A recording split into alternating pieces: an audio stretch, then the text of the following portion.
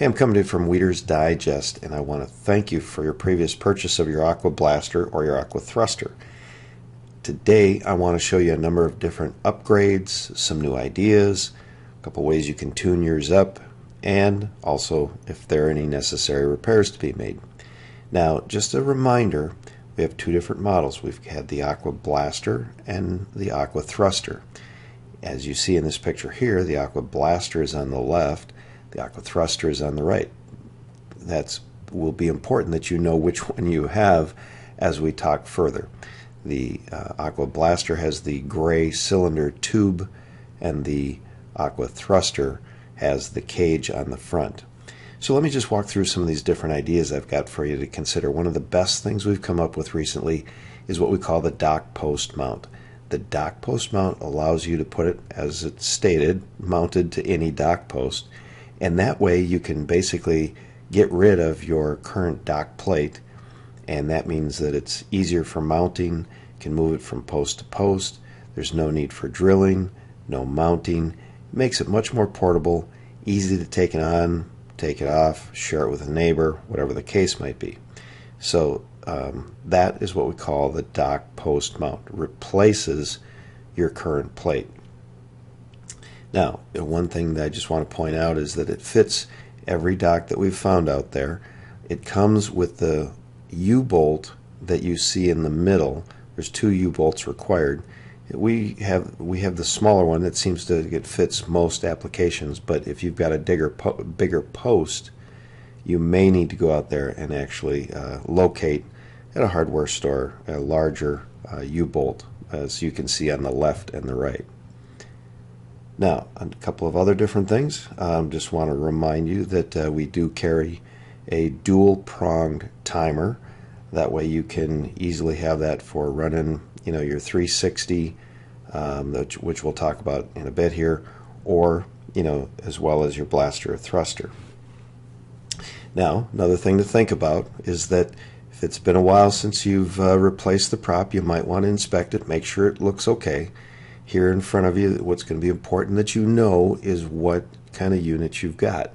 So looking left to right, the two-blade prop on the left, that fits a half or a 3/4 horse thruster. The four-bladed prop in the middle only fits a 1 horsepower thruster, and then the smaller white prop on the right, that only fits a blaster. So I'd encourage you, give us a call. First off, check your prop.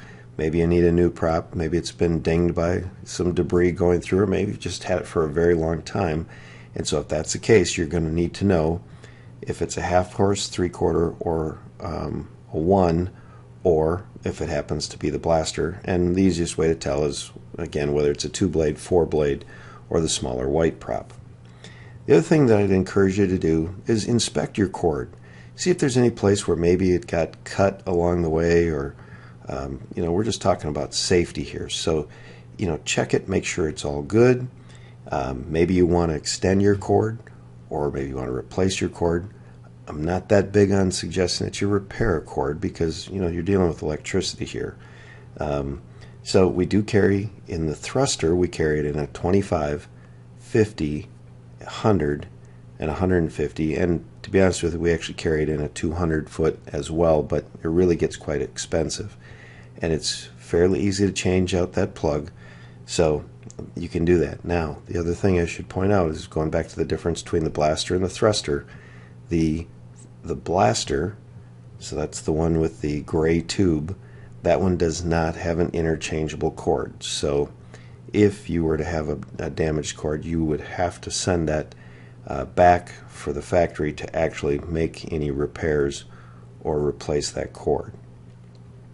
Next thing, as long as we're talking about cords and safety and electricity, we do have a Gfi Tester. If you'd like to get one of those, just let us know. It's a simple little design, does a nice job just testing to make sure that your Gfi is working properly.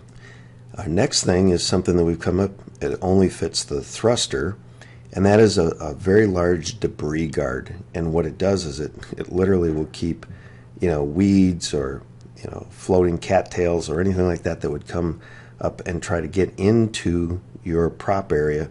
This will protect it, and this big wide debris guard is very effective at keeping things clear and giving you much longer run times without any obstruction. Next option is our adhesive back vibration dampening pad, and it's kind of hard to see here, but it's just a thin pad with adhesive on the back, so you can just slap it right onto your current dock plate. And the reason why you might need this is that some people have aluminum docks or metal docks that actually create a lot of vibration, and so when they've got their blaster or their thruster operating, they're hearing a vibration, and it can be somewhat annoying, especially when you're trying to enjoy a nice evening at the lake. And so we have an adhesive back, and you can just literally put it right on there. Doesn't, even on my own dock, I've never had that as an issue, but we do get that concern on occasion. Next item up for you to look at is what we call our locking collar.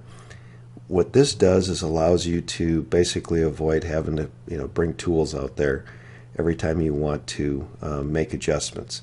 So what you do is you just set it at like a stop, so that you can make sure that it never falls too deep into the water, or that you don't have to, if you're just going to change the angle, the directional angle, that you can just loosen up your set screws that are on the unit, and then this way all you have to do is pivot it right using the locking collar.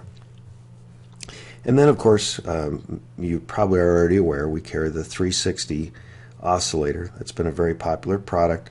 We've got a lot of information about it. And then you may or may not know this. By the way, that 360 does work for either the blaster or the thruster. And then we've got the freestanding frame. The freestanding frame allows you to do just that anywhere you would like. You can take your thruster only. It doesn't work for the blaster. Take the thruster, move it anywhere you'd like along your shoreline. Works really well.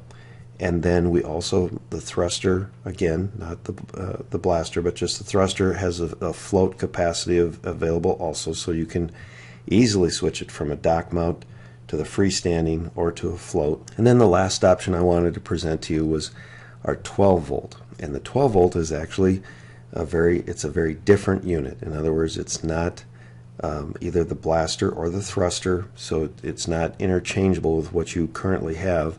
But I wanted to just point out that we do have a 12 volt model. It, where our other units are half, 3/4, and 1 horse, this would probably be similar to like a 1/3 horse, so it's much less. But you can, there's a lot of situations out there where people just don't have access to electricity or choose not to have electricity. So we do have the 12 volt battery operated unit. It actually is available in either a dock mount or this tripod setup that you see right here. So what I'd encourage you to do is visit the website you see right here on the screen, or give us a call at 877-224-4899, or of course visit weedersdigest.com. But we just wanted to give you a number of new updates that we've worked on for either your thruster or your blaster, trying to make it more effective, more user-friendly. And I must say that nearly every one of these ideas have come from our great customers. So thank you very much. Thank you for your previous purchase, and we'll look forward to helping you out with your Aqua Thruster or your Aqua Blaster.